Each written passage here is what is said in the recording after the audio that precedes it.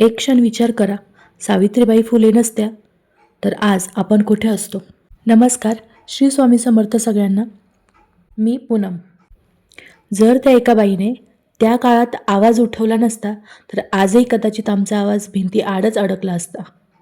जर सावित्रीबाईंनी अपमान गिळून पुस्तक उचललं नसतं तर आज शिक्षण फक्त स्वप्नच राहिलं असतं. दगड सहन करून जर त्यांनी वाट तयार केली नसती तर आजची स्त्री स्वतःची ओळख शोधतच राहिली असती. शाळेच्या दारात उभं राहून ज्यांनी भविष्य उघडलं त्या सावित्रीबाई नसत्या तर आज आमचं जगणं बंद असतं. आज आम्ही शिकतो, बोलतो, उभे राहतो, पण हे सगळं सहजच मिळालेलं नाही. ते त्या एका बाईच्या अथक त्यागाचं फळ आहे. सावित्रीबाई, तुम्ही जर नसतात तर आजची स्त्री आहे असं ठामपणे सांगू शकली नसती. ती फक्त सहन करायला शिकली असती, उभं राहायला नाही. ती फक्त ऐकायला शिकली असती, बोलायला नाही.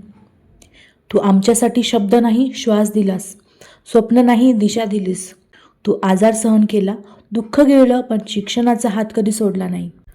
तुझं प्रत्येक पाऊल आमच्यासाठी वाट बनला, तुझा प्रत्येक अपमान आमच्यासाठी हक्क ठरला.